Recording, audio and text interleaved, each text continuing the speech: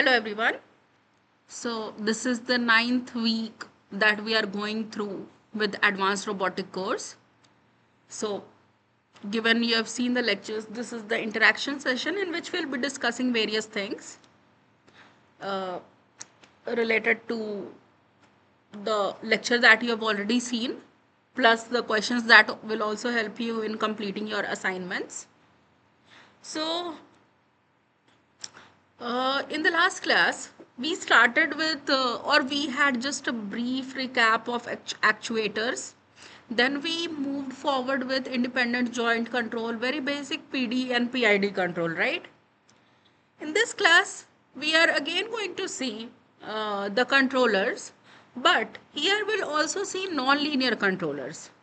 Not only linear ones, but also non-linear. So here is the concept of stability. I hope you have taken the course on control systems. So from there you know what is S-domain analysis and how do the position of poles decide the stability of the system. But that complete analysis is very applicable for linear systems. It's not applicable to non-linear systems, right? So if you have a non-linear system, for example, something of x dot is equal to x cube. So if you have this kind of relation, how are we going to deal with it? So there comes non-linear ways of, so you can go in two ways. Let's say you are given a non-linear system. One thing is you linearize the system about an equilibrium point and then say that okay, my system behaves like this, but that would not be valid to every region. It would be only in the vicinity of the equilibrium point and nowhere else. The other approach is you design a nonlinear controller. Okay, you deal everything in non-linear way. You're not going to linearize the system. System's dynamic will remain non-linear, and then you have a non-linear controller, and then you check the stability of the system. All right. So these are two ways in which we approach non-linear systems. Okay. So today we'll go ahead with a few questions and then a MATLAB problem as usual. So, okay, let's start with this. So, in order to prove the stability of a system using Lyapunov method, it is required to propose or form an energy function that has to be option A is semi-definite, B is negative definite, C is positive definite, and D is none of the above. What kind of Lyapunov function, energy function should we form? Any idea on this? Positive definite. Yeah, positive definite is the correct answer. So, yeah, I know you all have already gone through the lectures, but still I'll reiterate a few points so that things are clear. So, in this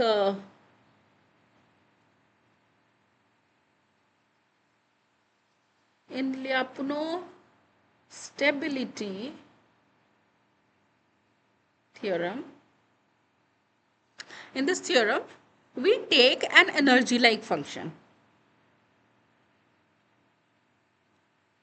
Any idea why we take an energy like system? I mean, energy like function? Why not any random function? Why it has to be some energy?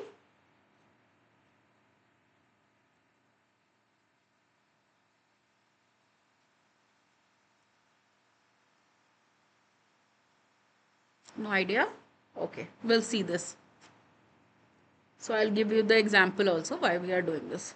So yeah, in Lyapunov stability theorem, an energy like function, this is called your Lyapunov function, okay, is used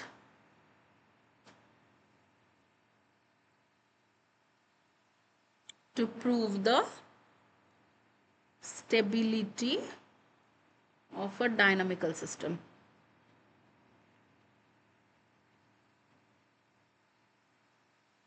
Okay, so this is the way, and in this the rule is Vx, which is the Lyapunov function, must be positive definite.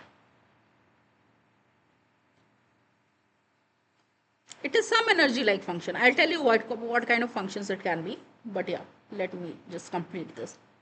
Vx must be a positive, not positive function, positive definite. Which means, what does this mean? This means two things.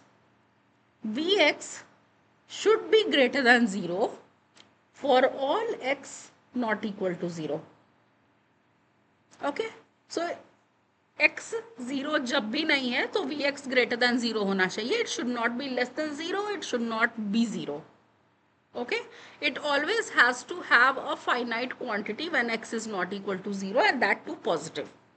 Okay, then the other thing is so here we talked about this for x not equal to 0. The second condition is about x is equal to 0. What should happen at x is equal to 0? V0 should be equal to 0.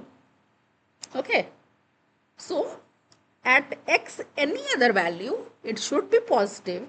At x is equal to 0 it should be 0. Okay, so it basically means it should be 0 at the equilibrium point. Okay, so this is a definition of a positive definite function. So let's say if you are supposed to define what is a positive definite function, it would be this. Okay, if I say what is a negative definite function, it would be like this. Just this would be different for negative definite, that Vx should be less than 0 for all x not equal to 0, and V0 should be equal to 0. Okay, but we are talking about positive definite function.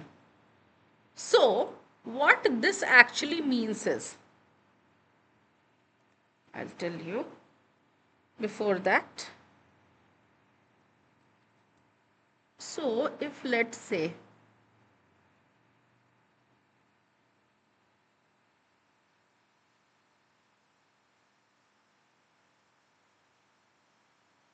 what is this function?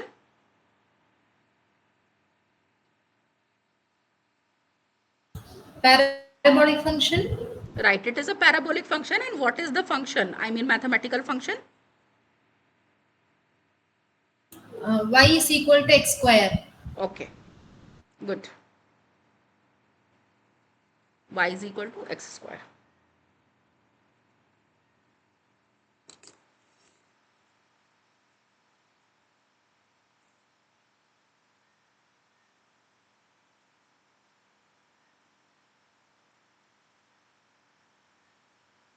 Just a second.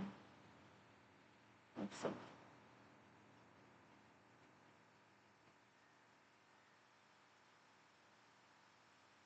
yeah, let's continue. So yeah, it is y is equal to x square. So can you tell me if it is a positive definite function?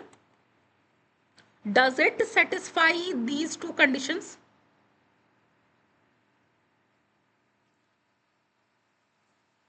Yes. Yes. So it is a positive definite function.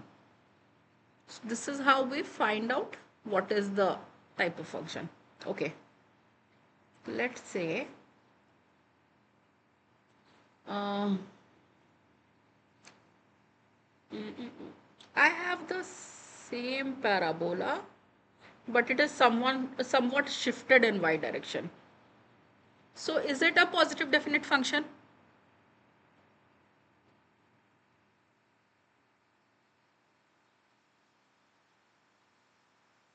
No, the function is having negative values for x not equal to 0. Right. Very good. So this area basically creates the problem. And even this, we don't have V0 equal to 0. So this is not positive definite. So can we say it is negative definite? No, we cannot even say that. We cannot define what is the definiteness of the function. Okay, now let's come back to our original. So from here we say that when we take the Lyapunov function, it must be positive definite. That means Vx should be greater than 0 for all x not equal to 0 and V0 should be equal to 0. The second thing after defining the Lyapunov function is we take the derivative. Okay. So the derivative of Vx denoted as v dot x. This is the derivative, right? And this is the derivative with respect to time and it is not with respect to x. Okay.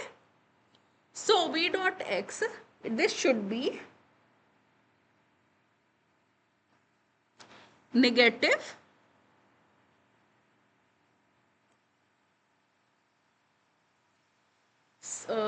it can be two things. It can be either negative semi-definite or it can be negative definite. Okay. So if this is the condition, we say that the system is stable. Now, what does negative semi-definite mean?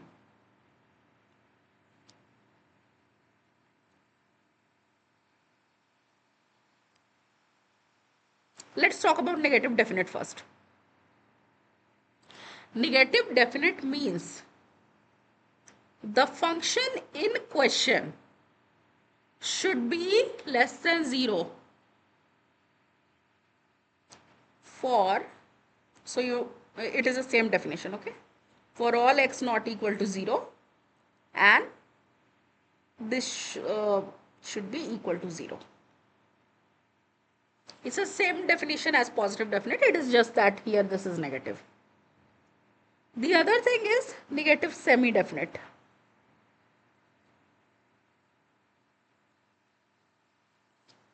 What does negative semi-definite mean? This means v dot x should be, it can be less than equal to 0.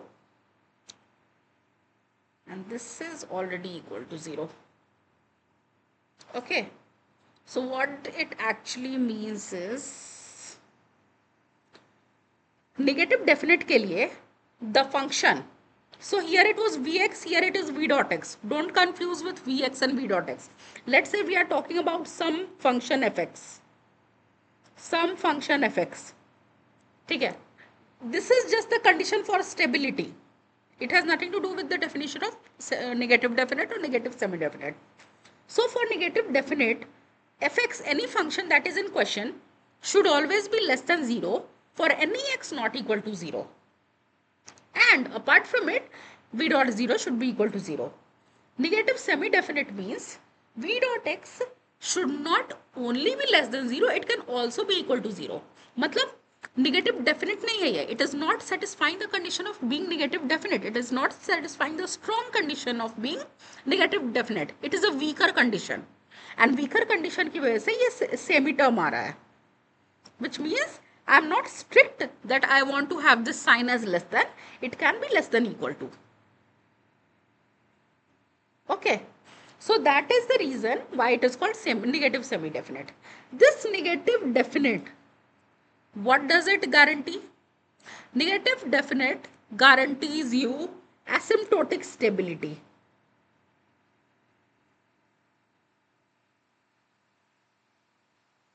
Okay. Negative semi-definite guarantees you stability only. Now I hope stability and asymptotic stability are clear with you. So stability is you start from some equilibrium point, then as the time processes, as you go ahead in time, after some time you come back near the equilibrium point from where you had started. But in negative definite, you'll reach the point. So that is the case for asymptotic stability. Okay. So this is the way to check the stability of the system. So what we do? We take some energy function Vx and see if it is positive definite. If it is positive definite, then only we can use it for further process. If it is not positive definite, we reject that function and we go to find some other Vx. ठीक है, तो Vx वैसा ही choose करना है which is positive definite and it is our choice what we choose. Okay. Now, once you have fixed your Vx, what you have to find? You have to find V dot x. And once you find V dot x, if you find V dot x to be less than 0, it is asymptotically stable. If you find V dot x to be less than equal to 0, it is just stable.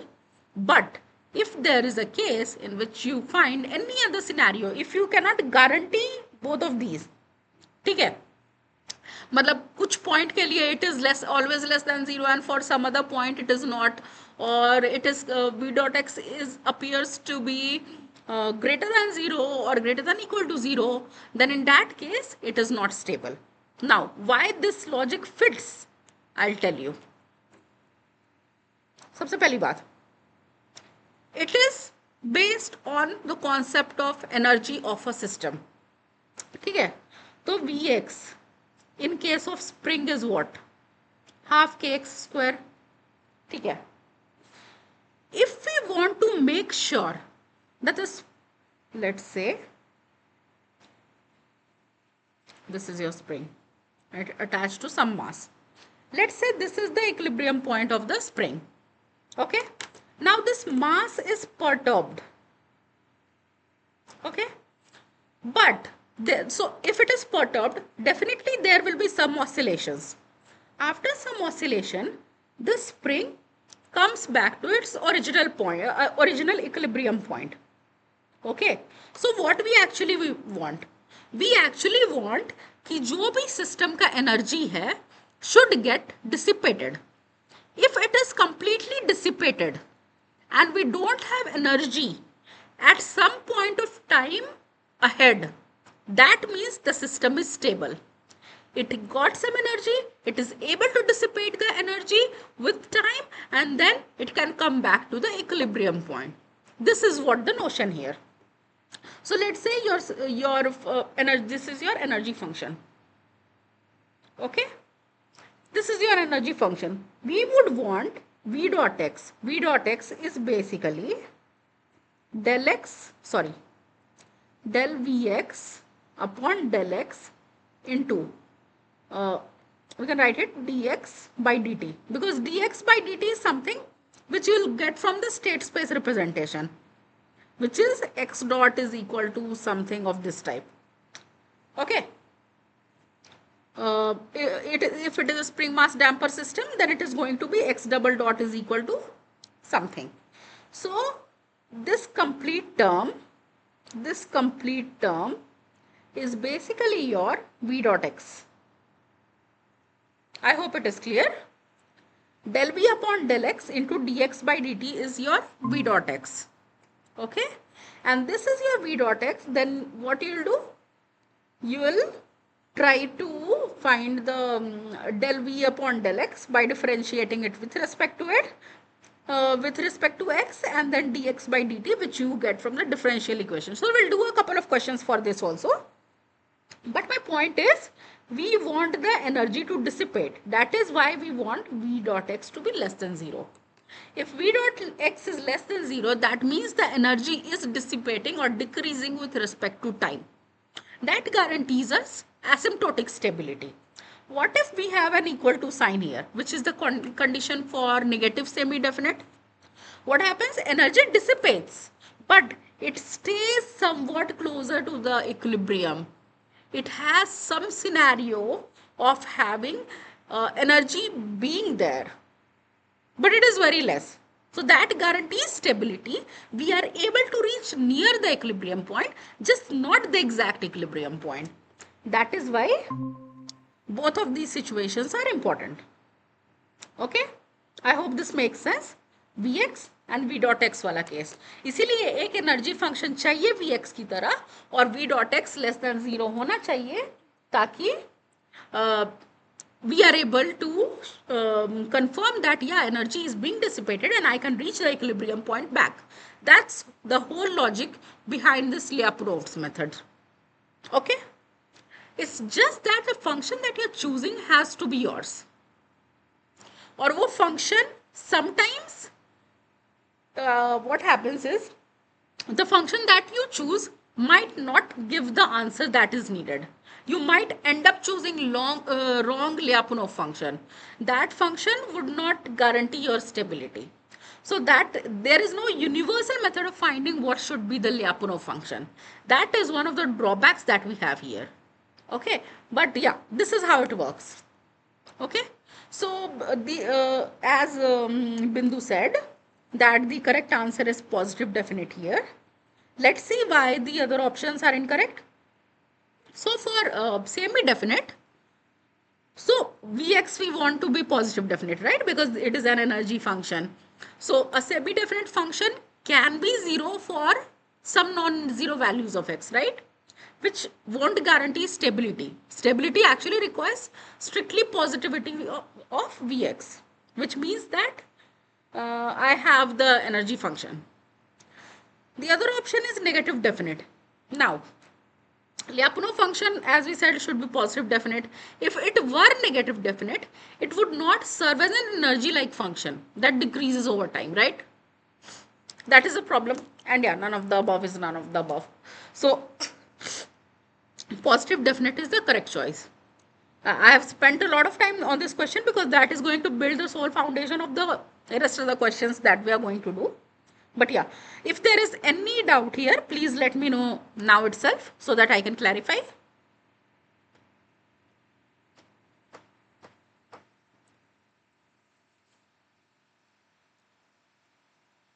No doubt? Okay. Then let's move to the next question. Okay. So the Vx, the energy like function that we were talking about, it is a proposed energy function. Then Vx must have continuous first partial derivatives and Vx is greater than 0 for all x. Yeah, this is another thing. Vx should be continuous. This is again important. Vx should be continuous because it is an energy like function. You cannot have discontinuity and then try to find out a derivative, right? For derivative you need the function to be continuous. So that is one of the cases that we want. Okay, and Vx is greater than 0. So what we are talking about is all about Vx, and we know very well that it is a positive definite function, right? Okay, so Vx is greater than 0 for all x except, yeah, Vx is greater than 0 for all x not equal to 0, right? So this except thing answers this. Okay, so we don't want V0 to be equal to, एक minute, except at 0. Yeah, Vx should be greater than 0 except at 0. I hope I'm thinking correct.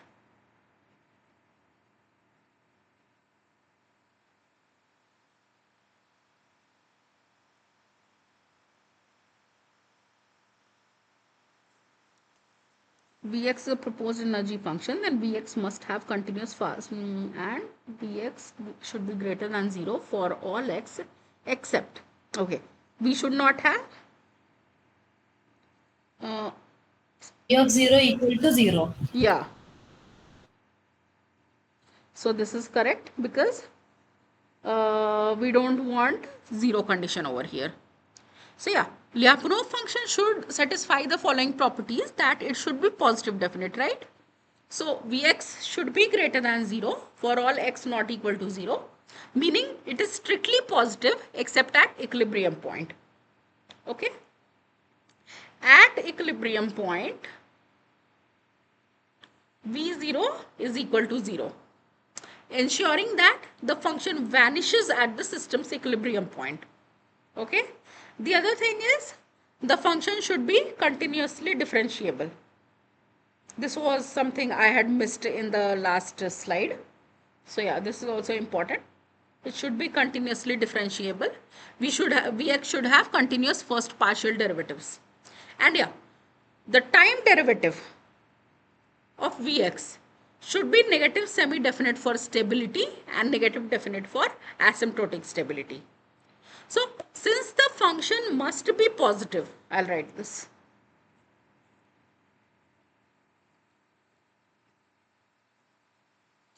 Since the function must be positive for all x not equal to 0, so we want to have equal to 0. So yeah, the first option that we have here is v infinity equal to 0.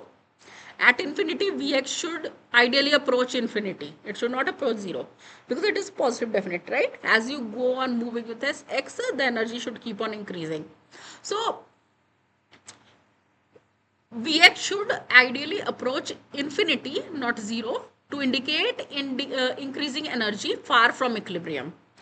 So this condition does not hold for Lyapunov functions. The third option is v minus infinity is equal to 0. Okay. The function should be positive for all finite and infinite values of x, meaning it should not be 0 at minus infinity. So we saw here, right? Even at negative values, it is going to have a positive value. Not this one, sorry, this one. So this is important. Okay. And then the other option is v dot 0 is equal to 0. So this is unrelated to the requirement of a Lyapunov function being positive definite. While v dot x should be non-positive, the value of v dot 0 specifically does not determine the positivity of vx, right? So we don't have to do anything with v dot x. So this again does not matter. This does not matter. v0 is equal to 0. Okay. I hope it is clear.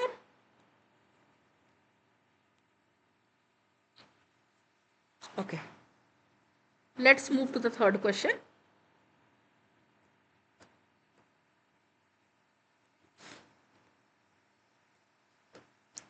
Lassalle's theorem. So Lassalle's invariance principle is basically an extension of Lyapunov stability theorem, and it helps in proving the stability of asymptotic stability of dynamical systems. Okay, so I'll write this. Sorry.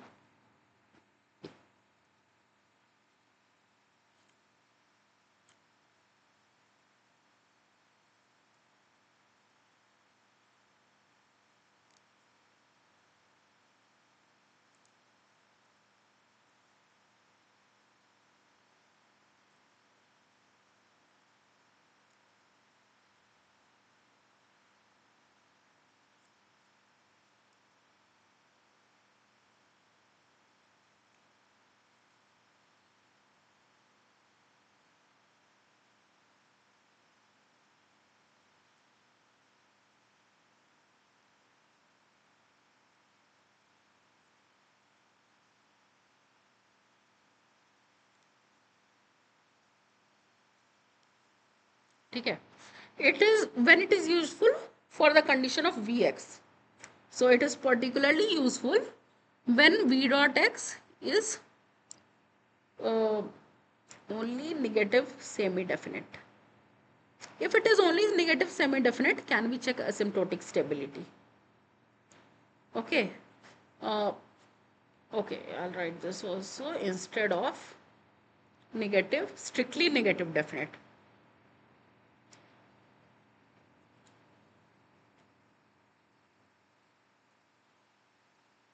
Okay. So what does it state? Very first thing is that again, Vx should be greater than 0 for all x not equal to 0. Also, I think I should not write it this way because there are two conditions in this. So Vx must be positive definite. So it will have both the this scenarios that Vx should be greater than 0 for all x not equal to 0 and V0 is equal to 0. Okay. If the derivative is negative semi-definite, You see there is an equal to sign which says that it is negative semi-definite. If it were not there, it is negative definite. But what if it is negative semi-definite? Okay. So its time derivative is negative semi-definite. Okay. If this is the case, then okay. So if the only solution that remains in the set where Vx is equal to 0, if it is just the equilibrium point, then we can say that it is asymptotically stable. So I'll clarify once again. Okay.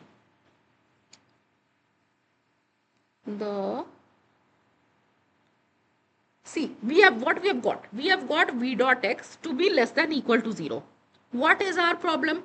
Equal to is the problem, right?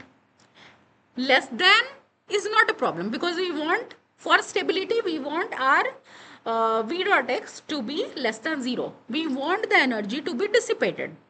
The only problem that is being caused is by this equal to sign. Okay. I just want to clarify, where is this equal to sign actually working? So remains is the set where v dot x is equal to 0 is the equilibrium point. तो जहां पर v dot x less than 0 है वहां मुझे issue नहीं है. जहां पे v dot x is becoming 0, that should be the equilibrium point. That means what I want v dot 0 to be equal to 0. If this happens, this condition was already true, right? V dot x less than 0 for all x not equal to 0 was already correct. I also want v dot 0 to be equal to 0. Does that make sense?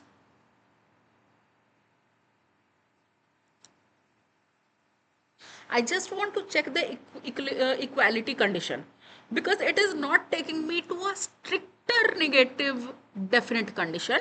It is just allowing me to define that, yeah, it is negative semi-definite and it is stable. But still I am not able to guarantee if it is asymptotically stable. So for knowing if we get the system, the stability to be negative semi-definite, can we say that it is asymptotically stable or not asymptotically stable? Because just saying stable does not tell you what kind of stability it is. It is asymptotic or it is not. So we just, for that clarification, we just want to check this equal to sign. That is our business. And for checking this equal to sign, we just want to say that v dot x is equal to 0 अगर equilibrium point पे ही हो रहा है. That means this is somewhat guarantee of, this is a guarantee of getting negative definite function. That's all is said by LaSalle. Okay. So then we say that the system is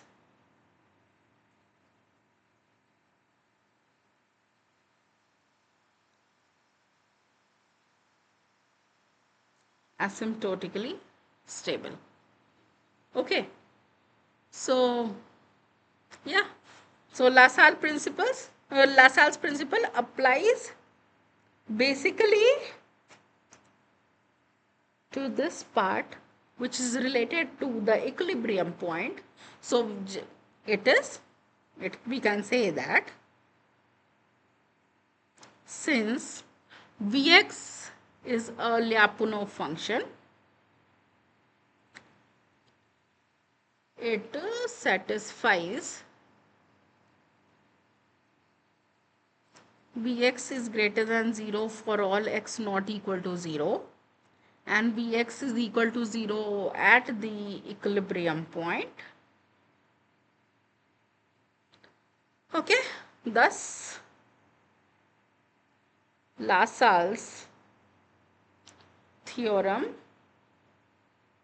applies to where to the systems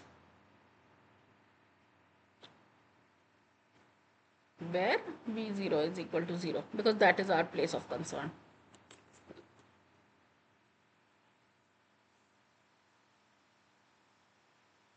Okay, so your correct answer is, But ma'am, yeah, ma'am, one doubt.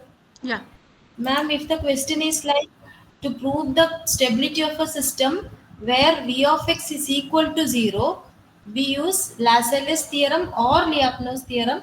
Lyapunov theorem, Lascelles theorem, then midpoint theorem. So the option will be Lascelles theorem, na? yeah, Will not where be the Vx first is, option. yes, My, yes. my doubt is first option is Lascelles theorem or Lyapunov theorem. What is your first option? Second option. First option is Lascelles theorem or Lyapunov's theorem. Okay, Second option is Lyapunov theorem alone. Third option is Lascelles theorem. Lassalle's theorem. Ah, okay, understood.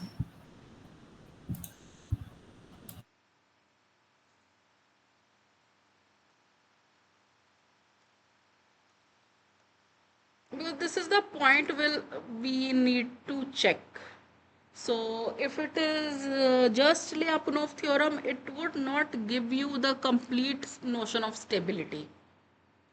If you get like negative definite, it's okay. But if this point, I mean, this thing has to be touched upon, then you have to go through Lassalle's theorem.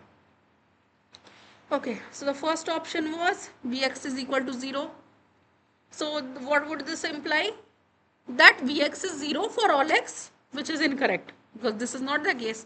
Lyapunov function is positive definite, meaning it is positive for all x not equal to 0 and only 0 at the equilibrium. Okay, so this is the wrong answer. The second option is V infinity is equal to 0. Lyapunov functions typically increase towards infinity rather than vanishing at infinity, because it is a positive definite function, right? So stability analysis requires the function to show decreasing energy trends, not 0 at infinity. The most essential thing is that for Lyapunov function, what we want, that V infinity per energy should be infinity. The third option is V minus infinity is equal to 0. So similar to V infinity, the second option. Lyapunov functions are not expected to be 0 at minus infinity. There also we want to have some positive definite value. So they are positive definite and grow with the state magnitude. So they are not 0 anywhere except at x is equal to 0. Everywhere else they are going to be positive, not even negative. So your correct option is this option. It's also incorrect. Okay.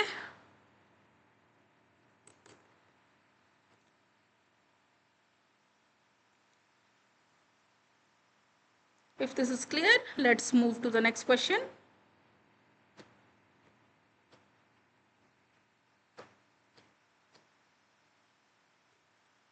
Okay.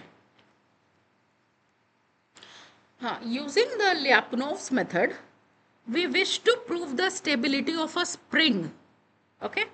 Spring mass damper system, which is given by mx double dot plus bx dot plus kx is equal to 0.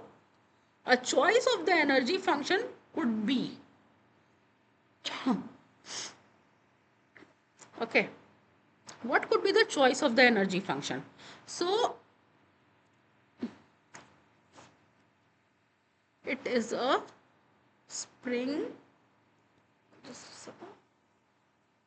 Yeah, it is a spring mass damper system. Okay, we want to define the energy of the system. So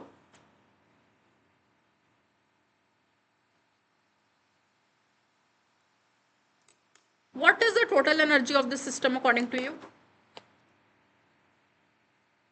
It is a spring mass damper system. What would be the total energy according to you? I mean, don't go with partial energy. Partial energy won't define the complete energy of the system. Okay. So energy in this case has to be summation of kinetic energy plus potential energy. Now, what is your kinetic energy for spring mass damper system? So if there is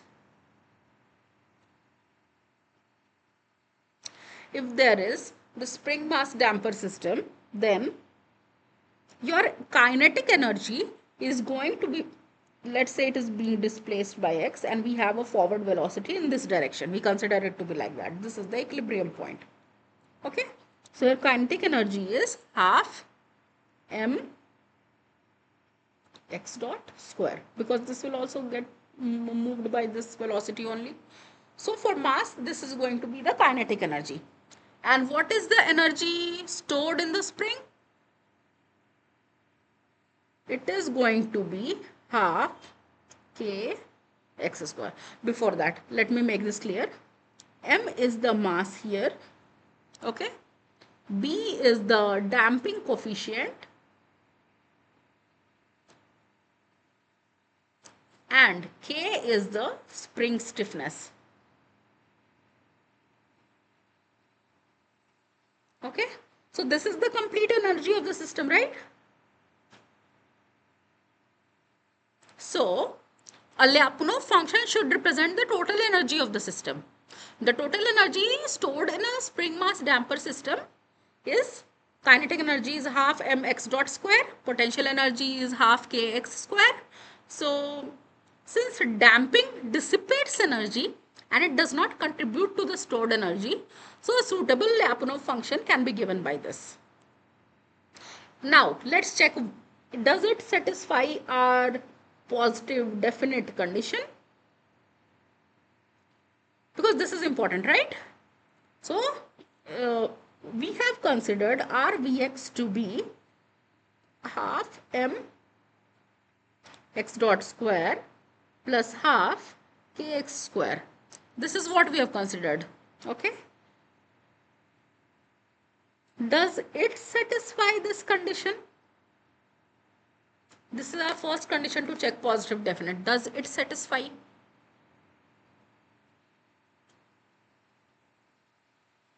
Is it always greater than 0 for x not equal to 0?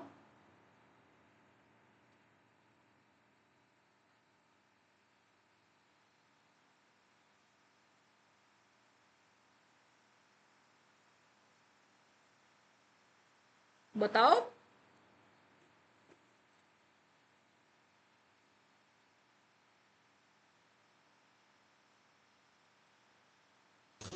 Yes, ma'am, it is always more than 0 because x square cannot be negative in any case. Mass. So, yes. Yeah.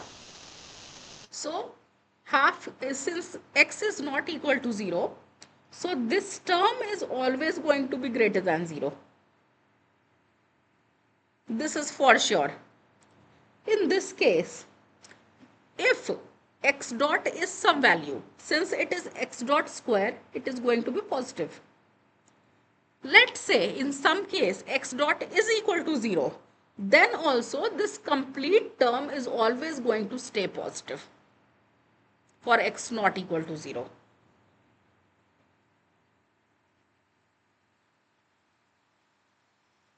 Okay. Yes, ma'am. Now, the second case is V0 should be equal to 0. So if x is 0,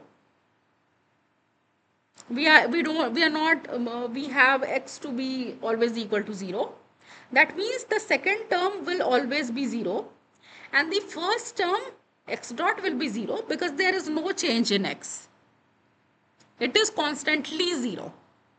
So if this is the case, then V0 is equal to 0 at the equilibrium point. So the function represents system energy. Okay. So there were a couple of other options. Our correct option is the first one itself. Okay. The second option is half kx square plus half bx dot square. So this damping term is not a part of stored energy. Instead, it dissipates energy over the time. So damping does not contribute to a conserved energy function. Okay. Then the third option is half mx dot square. This function only represents the kinetic energy and ignores the potential energy, making it then incomplete. The fourth option is half mx dot square plus half bx dot square. Again, the damping term is incorrect because damping dissipates energy rather than storing it. So these three options are incorrect and this is only the correct answer. Okay. I hope this question is also clear. Let's move to the next question then.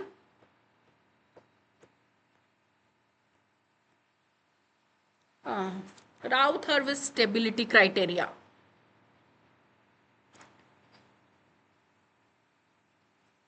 How many of you studied control systems?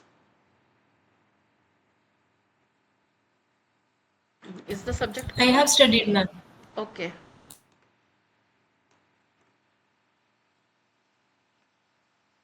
And anyone else?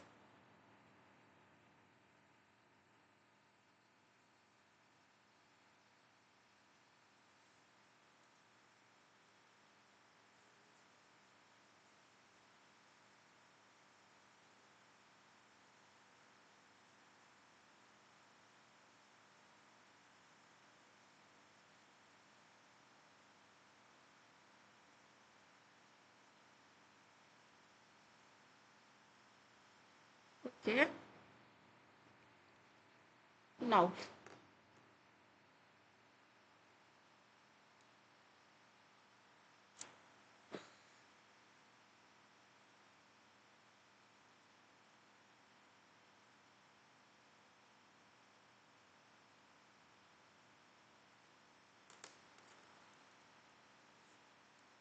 just a second. You can solve this question and tell me the answer. I'll be just do that.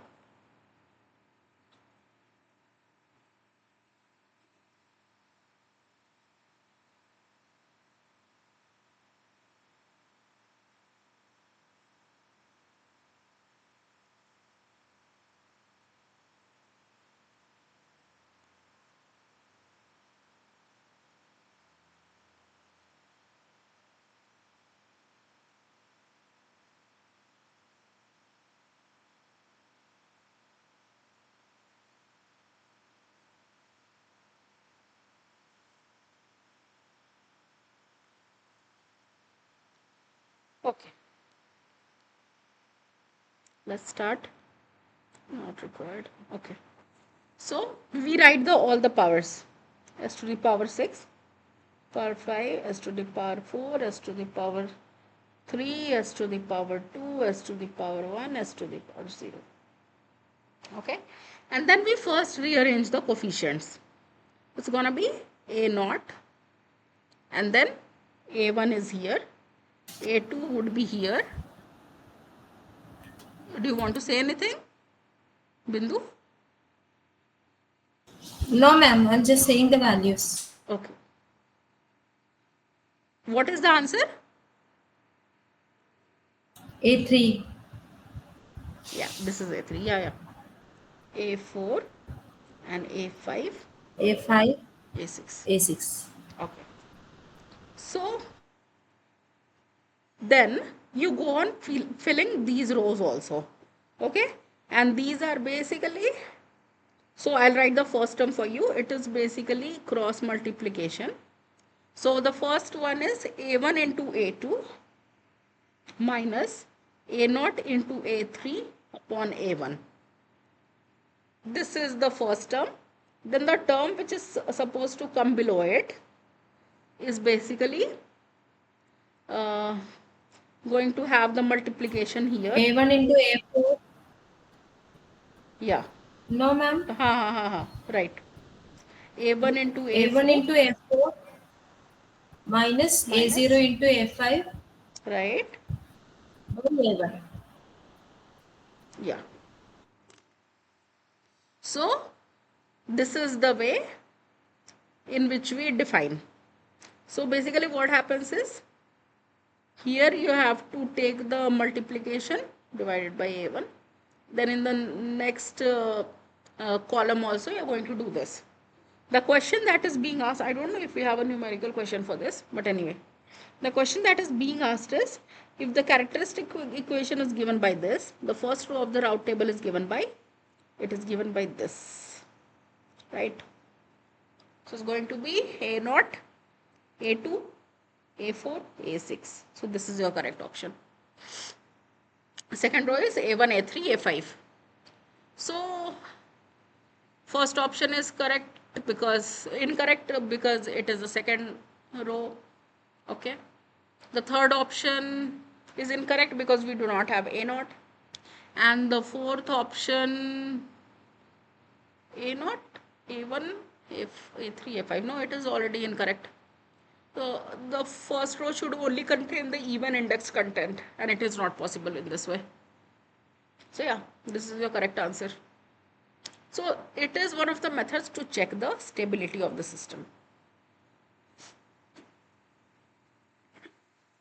So basically, when you fill all the entries in the column over here, and if there is in this column, if there is or number of sign changes is equal to number of poles in the right half of the S plane, right? If there is no sign change,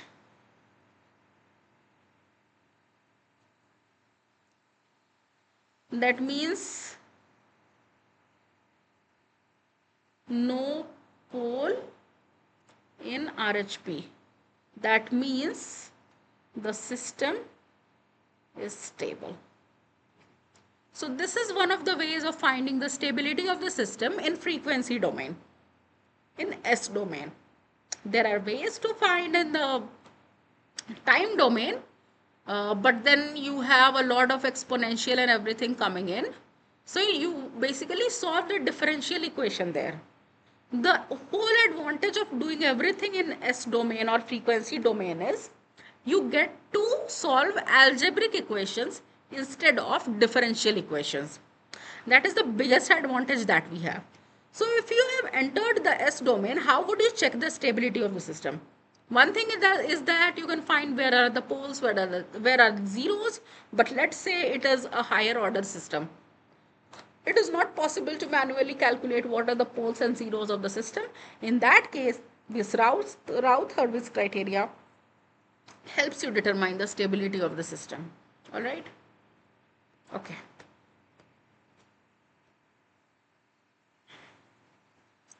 In case of two input controlled system, we have two input over here. The combined transfer function is obtained by subtraction, addition, superposition, multiplication. So I'll take it to you in terms of control systems. Let's say this is my reference value, some reference value. Then let's say I have some controller. Let's say for now I say it is a PID controller. And then after this controller, we have our plant. Plant can be your motor, your robot or anything. I'll change plant. Plant is a very general term. I've changed it to motor. Okay. Now you are getting some output from this motor. Now, so this is your reference input. This is your actual output. Okay. You take this output, let's say have some feedback gain, or for now I say that there is no feedback gain. You're just giving it here. So this is your actual output and this is your reference. I won't say reference input, it would be confusing. This is your reference output. We want this output to be here. Let's say if this robot is just a motor, my reference I am giving is 1500 RPM. I want the actual output to be 1500 RPM. If it is not, I want to apply a controller that corrects these actions. Okay. So this is your reference. Just call it reference. This is a reference. You pass it to PID controller, it goes to a robot gives a output. This output comes here, and then this output is subtracted with the reference to generate the error. The error is being fed to PID controller, and this process goes on until this error becomes 0. Okay, so we want to minimize this error. तो अभी motor start किया, 1500 RPM reference दे रखा है, it let's say achieves a speed of 400 RPM. Then the error is quite high. We know that the error is high, and accordingly the action will be taken from the PID controller. If the error is low, then it will try to just make it achieve the steady state value. Okay, so this is your control system. My only point is this is only your input. You just have one reference input and you just want to track that input. What if you have another input? Let's say it is placed over here and it is some kind of noise or disturbance. It can be anything, but for now I am saying it is some noise or disturbance coming in the robot. Okay, if both of these are there, how are we going to combine the transfer function? So let's say if this is not there, it does not exist, then my transfer function would just be V out upon V in. So this is my V out, this is my V in, right, is equal to some transfer function. Okay. Now, in the second case,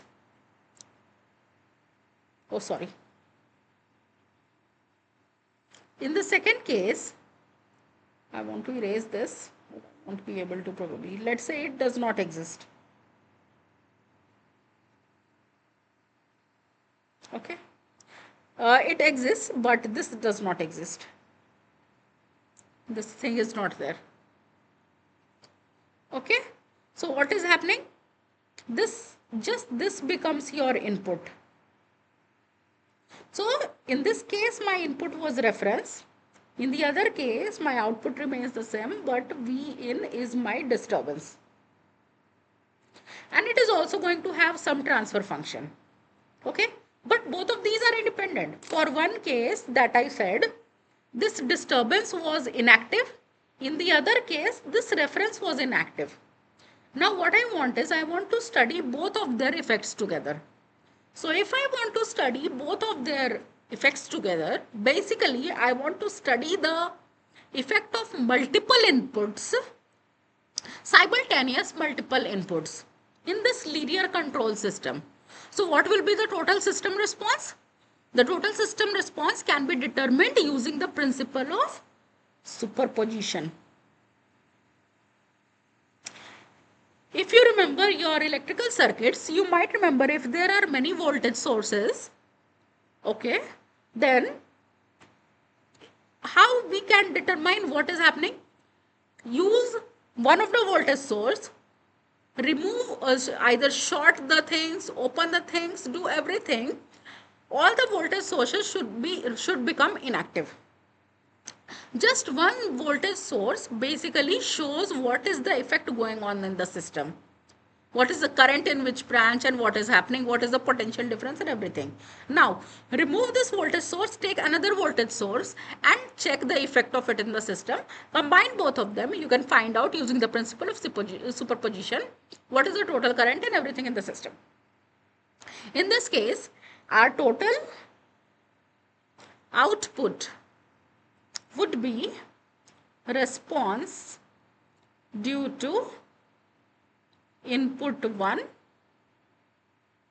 plus response due to input 2. So for a 2-input system, such as the control of a robotic link, the transfer function is typically obtained by applying superposition. This means that each input acts independently and the total system response is the sum of individual responses. Okay, so the correct option is superposition. The first option that we have here is subtraction. Transfer function in linear systems are typically combined additively unless the inputs explicitly have negative sign. So if they had negative signs, let's say if disturbance was negative, then it would be negative, else it is always going to add up. The effect is going to add up. We don't care about the magnitude, right? The second option is addition. While the final result might involve addition, the correct principle is superposition. We don't add, we actually superpose, which accounts for how each input affects the system independently, right? Then the other thing is multiplication. Transfer function of two inputs are not multiplied together, rather they are analyzed independently and summed according to the superposition. It's everything in S domain, right? It is just going. If it were in time domain, it would have been convoluted, but since it is in S domain, it's not going to be multiplied, it is going to be added. Okay?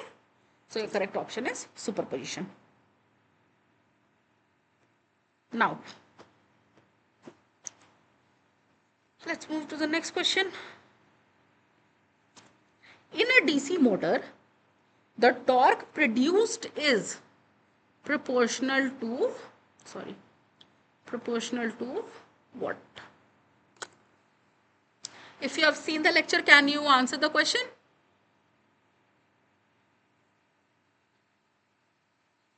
Or if you're from electrical engineering, you would know the answer.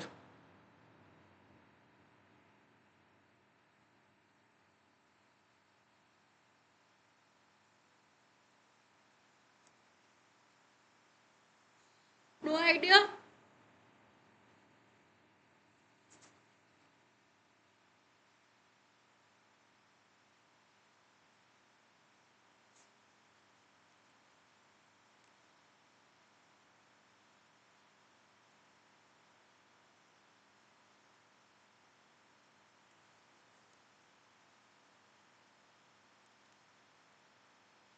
Okay, I'll tell you. Armature current. Okay, proportional to the armature current, right? Very Armature good. current. So in a DC motor, the torque is directly proportional to the armature current. Okay. The torque equation of a DC motor is given by torque is equal to Kt into Ia. So this is the torque, right? Kt is your torque constant. Okay, it depends on the motor construction and it is already fixed. Ia is the armature current. This means that increases the armature current, increases the torque output.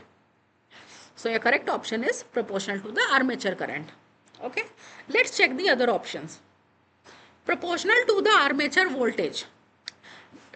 Armature voltage primarily affects the speed of the motor rather than torque. Okay, so your armature voltage has this relation with speed, it has no relation with the torque. Okay, how but there is another, I mean, if the resistance is constant and then you are going on increasing VA, it will eventually increase the armature current. Indirectly it will affect the torque.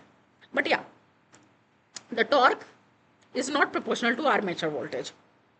Voltage may increase current if the resistance is constant, and that may affect torque. That does not mean torque is directly proportional to voltage. Torque is just directly proportional to current. The cause of increasing the current is the voltage, that is independent. Okay, that is not a part of the answer. The third option is proportional to armature resistance. Higher armature resistance reduces the current, which in turn reduces the torque. Okay, so torque is inversely affected by resistance, not directly proportional. But again, the effect of resistance is on current, which is eventually related to torque. Okay, so increasing or decreasing of resistance has no direct relation with torque. Torque is only related to current. Since you are manipulating the current, you can say that yeah, it is able to manipulate the torque. The fourth option is proportional to armature impedance. Impedance is actually relevant in AC motors and not DC motors. In a DC motor, only resistance affects the current flow. as inductive reactance is negligible. Okay, that is not the case here. Okay, now after this,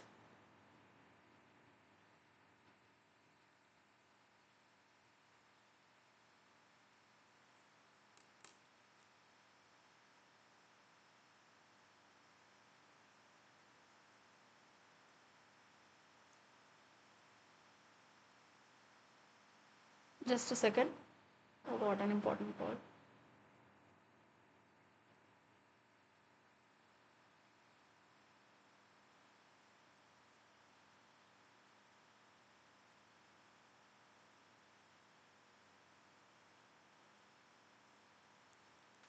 Okay, the total voltage acting on the total voltage acting in the armature of a DC motor is equal to what? Okay, so yeah, total voltage is what? So in a DC motor, the total voltage acting on the armature is given by what? It is a sum of what? Two things. Do you remember that?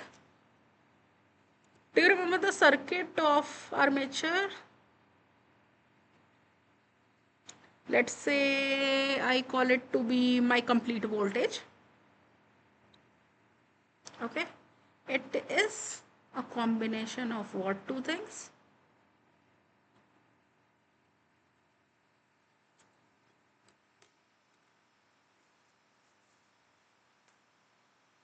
Remember this?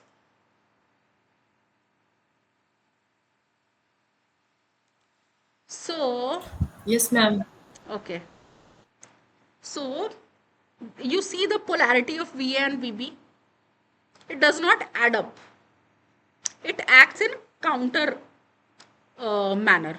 So, what happens? VA is actually equal to, I will write it to be EB, not VB, back EMF.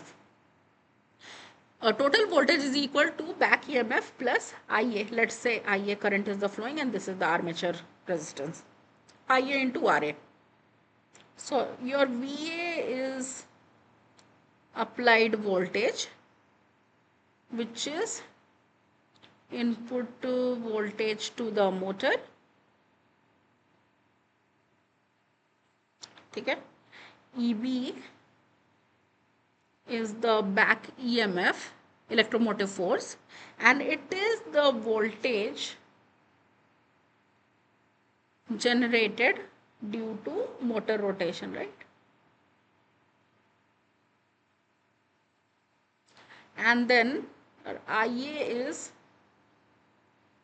armature current, and then RA is armature resistance, right? So if we rearrange the term, the total V acting will be VA minus EB. Thus, the total voltage available to drive current through the armature is applied voltage minus the back EMF, right? So, the first option said it is applied voltage. No, this ignores the effect of back EMF, which reduces the net voltage across the armature. So this is not correct.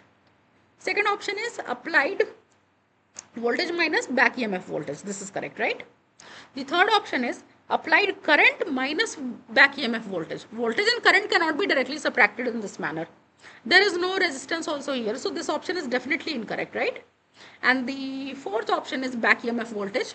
Back EMF voltage is the voltage that opposes the applied voltage, but it is not the total voltage acting on the armature. Okay, so this is also incorrect. This is also incorrect. So your only correct option is B, applied voltage minus back EMF voltage. Okay.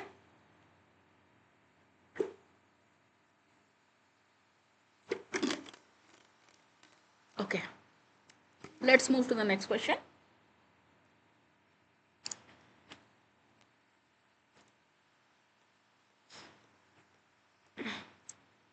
The two inputs in the control of each joint of a robot manipulator is applied voltage and what.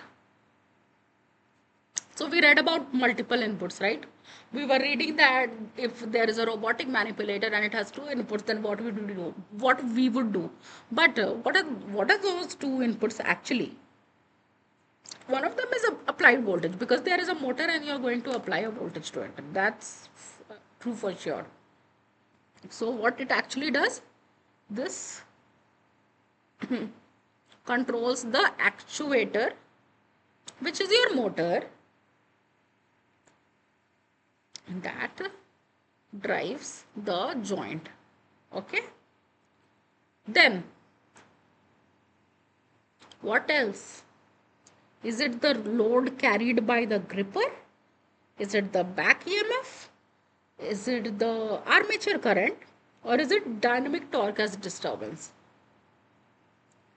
So your answer is dynamic torque as a disturbance. And I'll tell you what this actually represents. So it represents external forces acting on the joint. Okay, such as gravity effects, friction, inertial forces,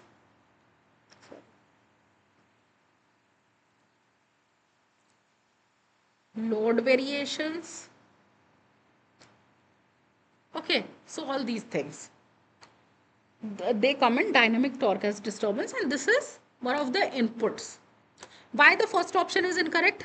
Because the gripper load affects the end effector dynamics, not directly the control inputs of an individual joint. So this is wrong. The second option is back EMF. Back EMF is a consequence of motor operation and is not an explicit input to the system. Motor चलनी शुरू हुई तभी back EMF आएगा ना, पहले से तो है नहीं, तो it is not an input to the system. I just write here.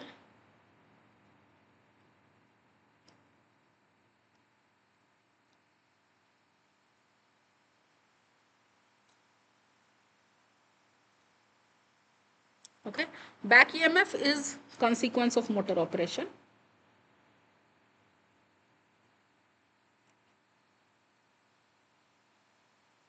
Okay, the third option is armature current. Armature current influences torque generation, but the actual disturbance affecting the joint is dynamic torque, which includes inertial and external forces. Okay, so yeah, this is also not the most appropriate option, and this is your correct option. I hope it is clear.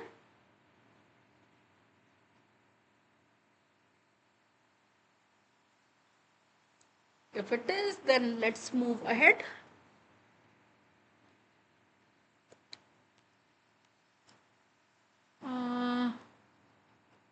Okay.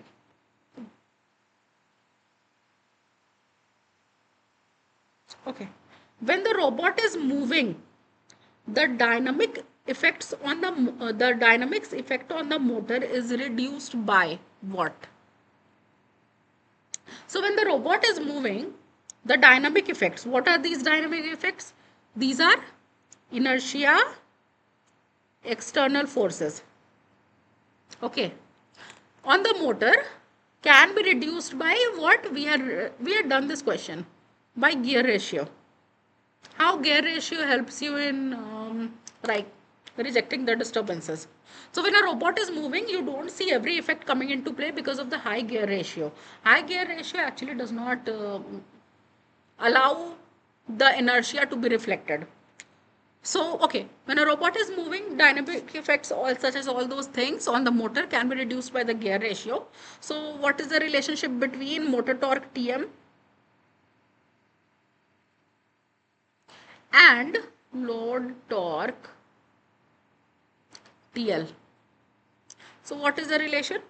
Tm is equal to TL by G, where G is your gear ratio. Similarly, reflected inertia.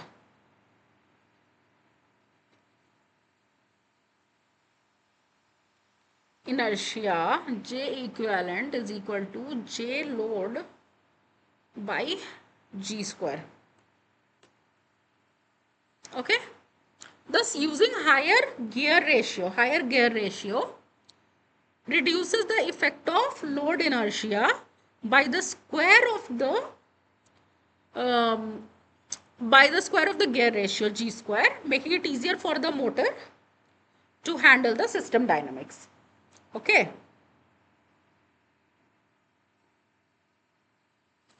I hope you understand this. Your reflected inertia is basically decreasing when your gear ratio is increasing. Moreover, it is g square, so it would increase even more. So, yeah. So, higher gear ratio reduces the effect of the load inertia, making the motor can actually easily handle the system dynamics. So, the second option is encoder counts. Encoder counts provide position feedback, right? I hope you know what is an encoder. Something that is attached to a motor and which basically counts the number of ticks, that how much it has moved forward. So it is basically knowing the position control of the motor.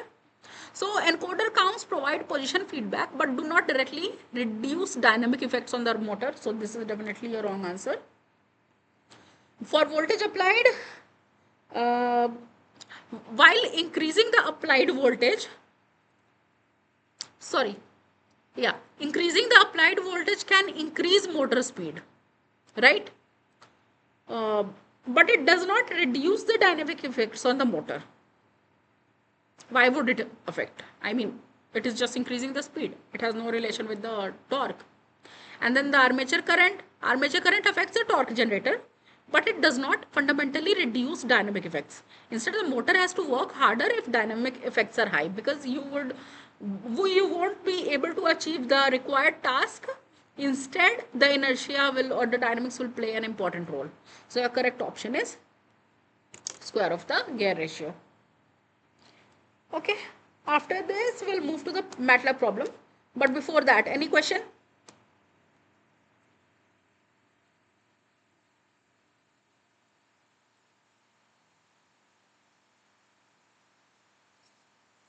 If there are no questions, then we can proceed forward.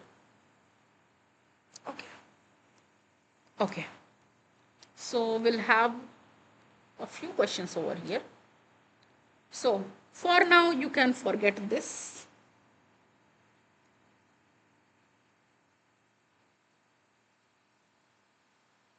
This is something extra that need not be here. Okay. Now. Okay. Using Lyapunov stability method, analyze the stability of the following 5 nonlinear systems given in state space form.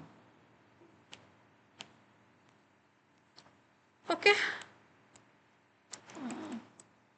How would you proceed with the first question? Any idea? Have you solved any question of this type?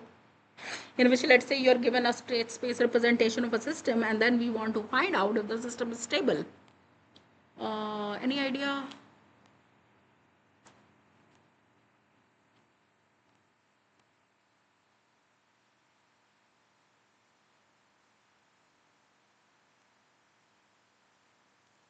I think,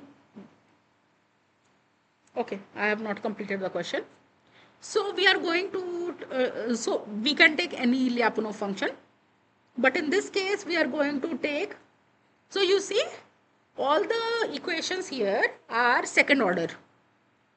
That means x1 का एक energy होगा, x2 का एक energy होगा. That's it, right? The very simple form of taking the energy is state का square कर दो. ठीक है? It becomes positive definite. We have to assume that it is 0 at x is equal to 0. And then we take such equations. So if you, let's say, take half x square, it satisfies the condition of being positive definite. Okay. So we construct a Lyapunov function candidate and we say this is. So we are going to use this function to verify all of the things. Compute its time derivative v dot x. Determine the stability of each system using Lyapunov stability criteria. For asymptotic stability, v dot x should be less than 0. For stability, v dot x should be less than or equal to 0. And for instability, v dot x should be greater than 0 in some region. Right. So write a MATLAB script to evaluate and classify each of the systems. So we want to classify each of these systems. Okay, but MATLAB will give me the answer, definitely. But how do we proceed with this? If we are given such system, what is the way in which we are going to approach them? Okay, that is our problem. I think, okay, I don't have anything written over here, so I'm going to write the things. Let's consider the first question, and I would request all of you to solve this with me. Okay, so before taking the first question, I will first define Lyapunov function, which is already given in the question to be half x1 square plus x2 square. Okay, this function is positive definite, right?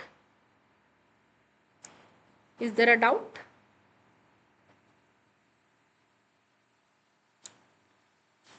Because Vx is greater than 0 for all x not equal to 0. Secondly, Vx is equal to 0. Sorry, V0 is equal to 0. Both of them are being satisfied. So this is my Lyapunov function. What I'll do is, I'll differentiate it with respect to time. Because that is what I want, right? So V dot x. What will be the derivative? It would be del V upon del x1. Because we are going to take the partial derivative. We have to differentiate it with respect to x1. We have to also differentiate it with respect to x2. Okay? So, del V upon del x1 into x1 dot, right? मतलब क्यों? ऐसा क्यों हुआ? V dot x जो चाहिए, वो हमें चाहिए V dot x is basically d Vx upon dt. अभी Vx को t के रिस्पेक्ट में कैसे डिफरेंशिएट करेंगे? So we'll apply the chain rule, right? And this chain rule is given by del V upon del x के साथ कर देते हैं x के साथ और फिर dx by dt कर देते हैं, right? This makes sense?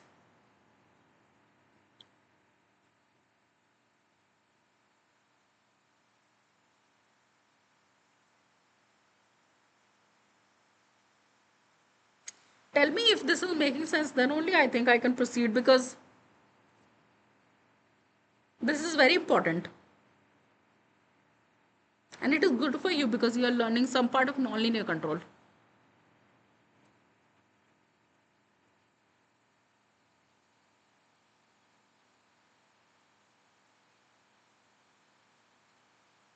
Hello guys, am I audible? Can you please answer if this is clear? Yes, ma'am. Okay. Okay, so this is the thing only that we are trying to do here and nothing else. Okay, so if I write, okay, V dot x, then it is going to be del V upon del x1 into x1 dot plus, for the other variable also we'll do del V upon del x2 into x2 dot. Okay. Now, what is del V upon del x1? Let's find out. If you differentiate Vx with respect to x1, what will you get? Can you tell me what are the values of both these things? Del V upon del x1 and del V upon del x2?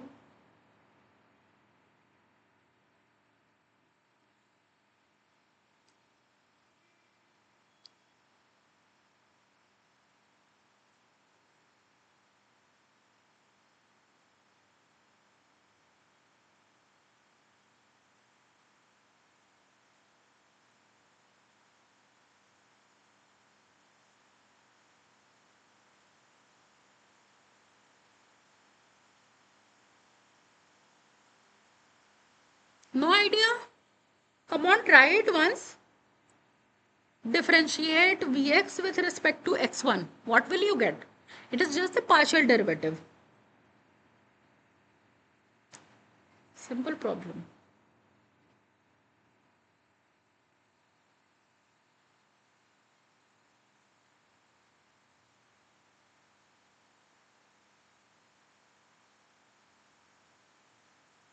It is very simple. I'll tell you. Half into x1 square plus x2 square, right? We are differentiating it with respect to x1. So what is going to happen?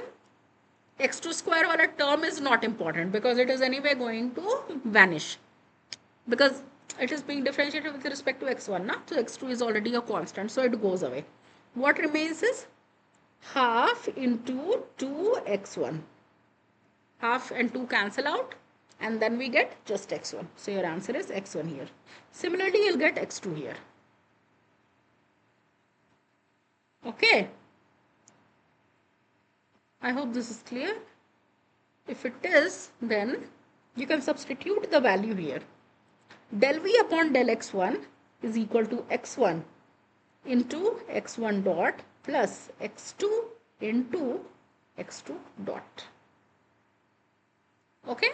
So from here, this is clear that अभी v dot x जहां भी use करना है इसको use करना है. ठीक है. Now we'll be using this for all the 5 questions. That is why I found this at one place. Now let's see what will happen. If you have v dot x to be written in this format, then let's pick up the first question. Our first question is x1 dot is equal to minus x1, x2 dot is equal to minus 2x2.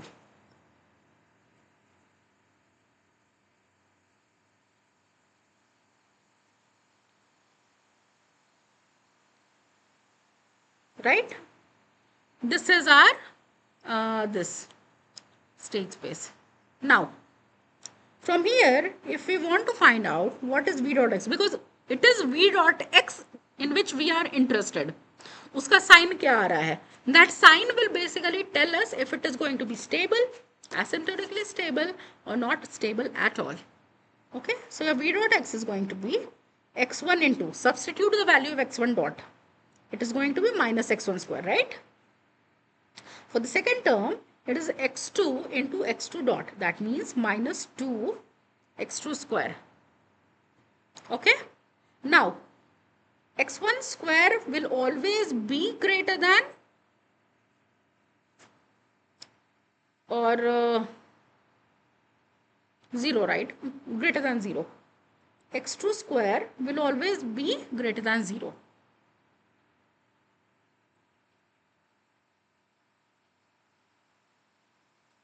Is that correct or not?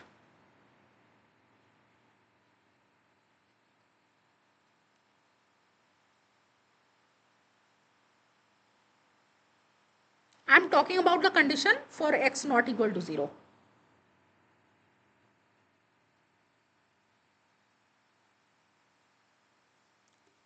So that means if this is always going to be greater than 0, this is always going to be greater than 0. That means this complete term is always going to be less than 0 because there are 2 negative signs, right? So if there is minus of some positive number, minus of second positive number, both of them combinedly give the effect of being less than 0. So that means v dot x is negative definite. Okay?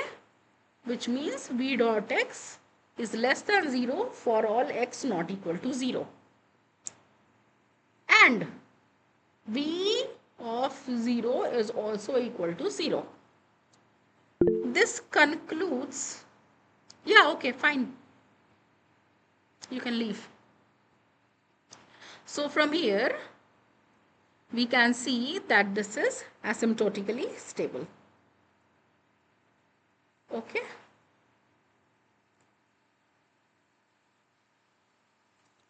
I hope this is clear because we are able to prove that it is negative definite. If it is negative definite, then it is going to be asymptotically stable. Okay. Let's move to system 2. Okay, in system 2 it is x1 dot is equal to x1 square minus x2 and x2 dot is equal to x1 minus x2 square. So your v dot x, which was given by x1 dot, I'll write that again,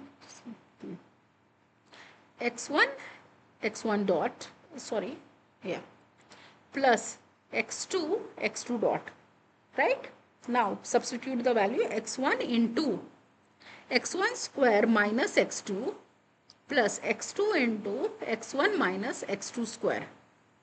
Now from here what you will get? X1 cube minus x1 x2 plus x1 x2 minus x2 cube. Okay, so it is x1 cube minus x2 cube. Sorry, not. We cannot say. It's not gonna be always negative. It can be positive also, right? For some values of x1 and x2. For some values of x1 and x2, it is positive. So our conclusion is that it is unstable. Okay, makes sense? Now let's move to the third system.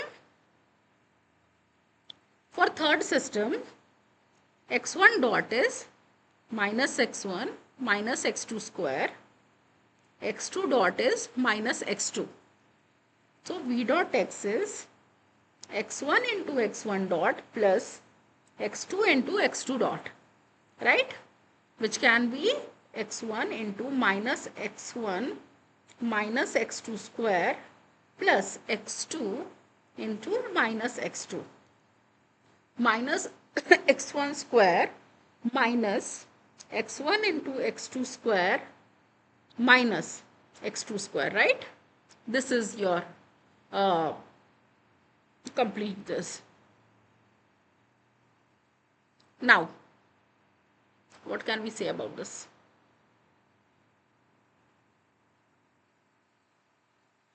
Is v dot x always negative definite? This is going to be forever give you negative term. This is going to give you forever negative term. What about the second term?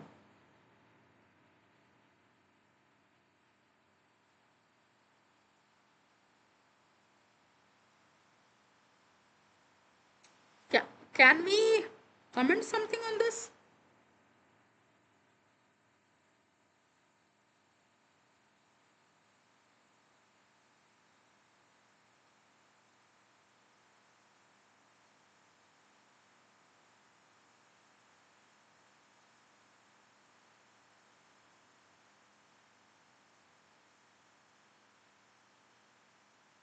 Or let's not do it this way.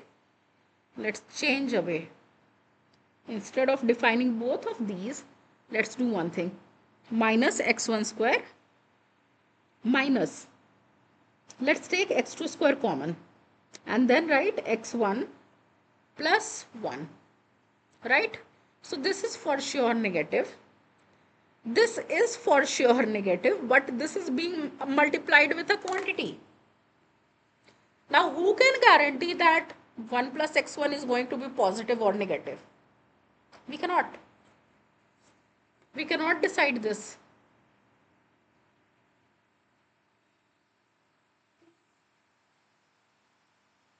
Right? So we cannot comment. It can be positive definite at some places. Definite for some values of x1. So unstable. Okay? I hope this makes sense. Okay, then let's move to the next question. 4. Okay? x1 dot is equal to minus x1 plus x2. x2 dot is equal to minus x2 plus x1, right? v dot x is equal to x1 into x1 dot plus x2 into x2 dot. So it is x1 into minus x1 plus x2 plus x2 into minus x2 plus x1. So it would be minus x1 square minus x1 x2 minus x2 square plus x1 x2. So it would be minus x1 square minus x2 square. This would be less than 0. This would be less than 0. This complete would be less than 0.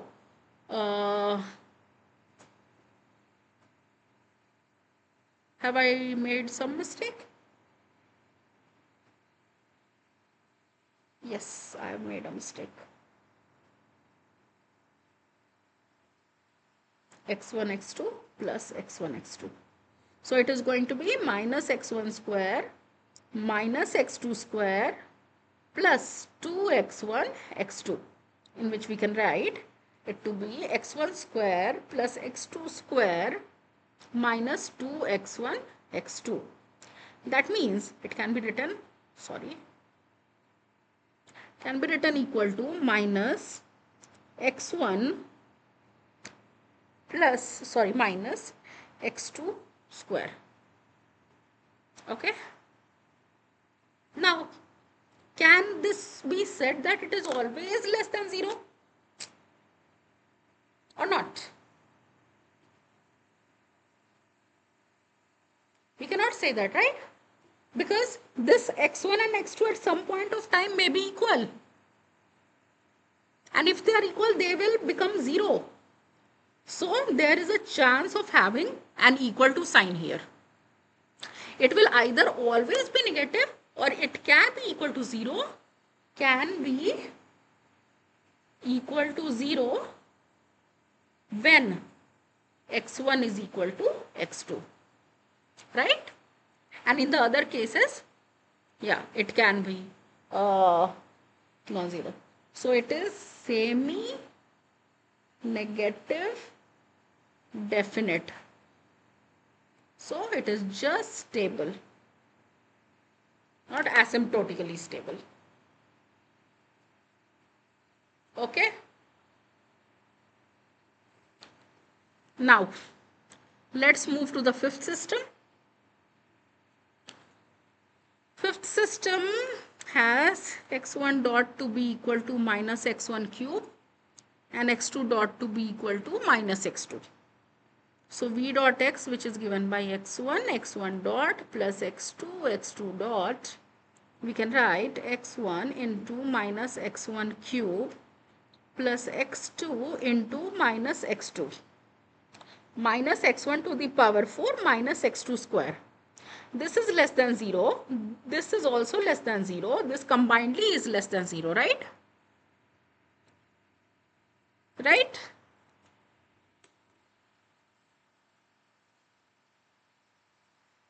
So what it is?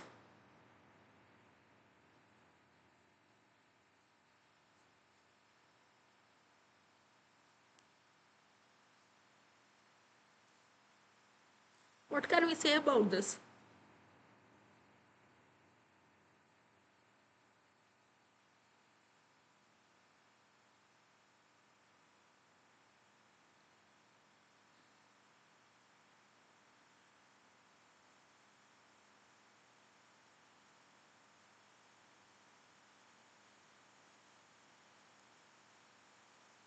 Can we say that it is always going to be less than 0? Is the statement correct?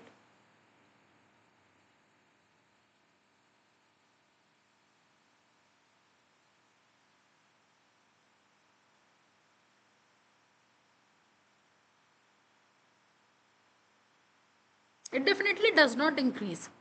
But is it strictly negative?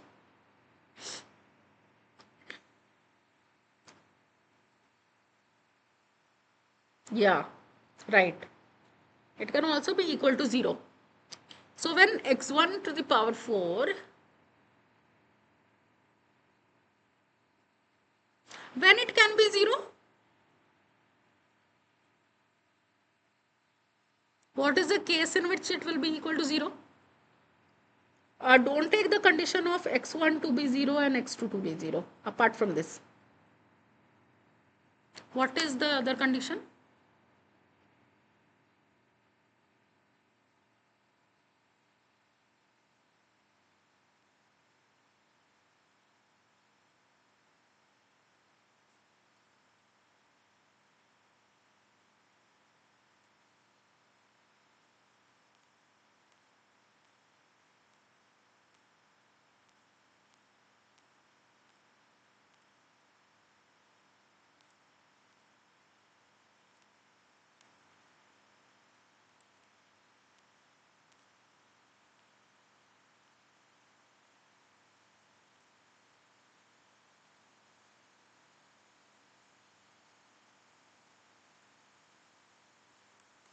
Tell me.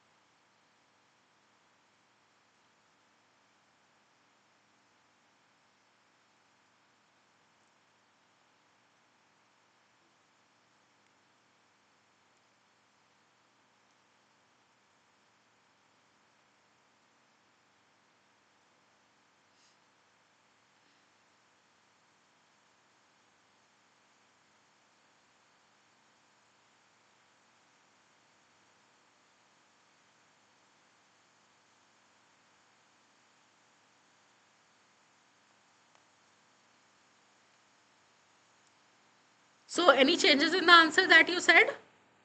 Do you want to change your answer?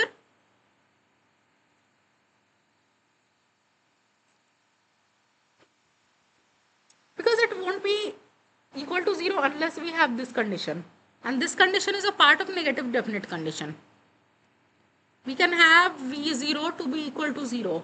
But apart from x1 and x2 equal to 0, can we have this condition of v dot x being equal to 0? No, we don't have.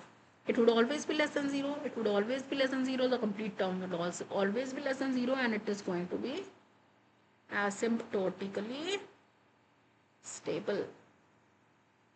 Okay. Now, I'll share my screen with you.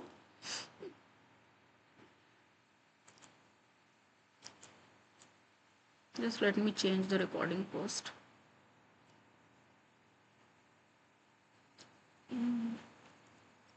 Window capture, MATLAB.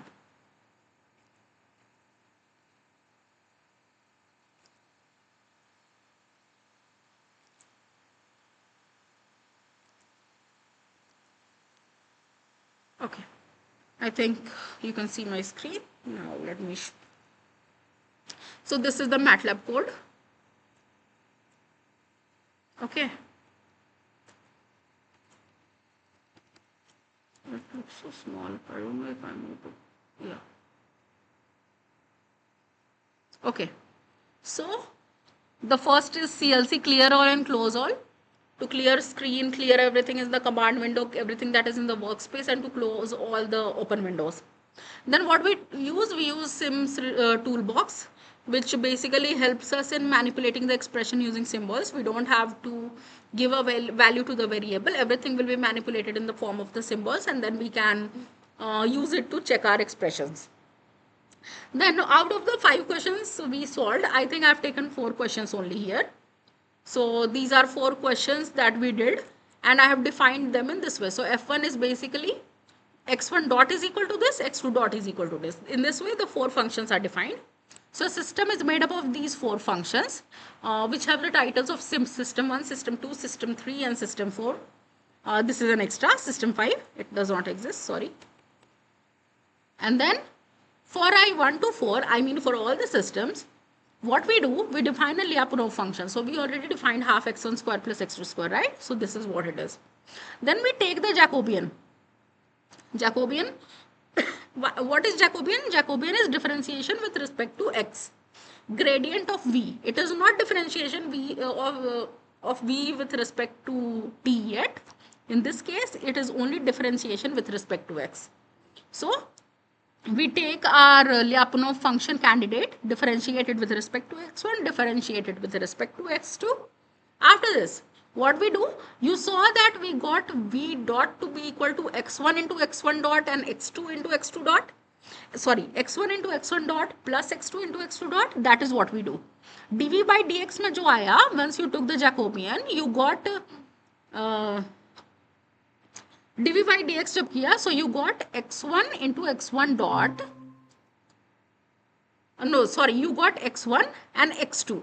अभी x1 को x1 dot से multiply करेंगे, which is a part of system f1, and x2 को x2 dot से multiply करेंगे, which is again a part of the system f1 only. So basically these things are being multiplied with the Jacobian. So you have in Jacobian, you have the differentiation with respect to x, which is being multiplied by differentiation of x with respect to t from here in this step, and the expression is being simplified. Okay, now sorry, after this we are printing Lyapunov function is this, time derivative is this. Okay, for stability, what is done here is we try to check the sign of v dot x, okay, and simplify it and then say that it is asymptotically stable, or if it is less than equal to 0, then it is negative semi-definite, or in other case it is unstable. So let me run this. Okay, I'll show you the command window.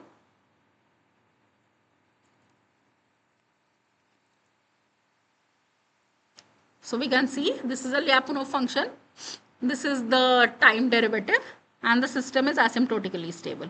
Yeah, it's unable to prove it sometimes. So in that case, we have to say that x1 square is positive, x2 square is positive. So it says asymptotically stable here. Then here it is not negative definite, it is negative semi-definite, negative semi-definite. So that's all. So from here, you can see how to write a code to find the stability of the system using Lyapunov's method. I hope this is clear. I think I'll paste the code in the chat box for once because I think it has not come completely. Compute the time derivative wala part se.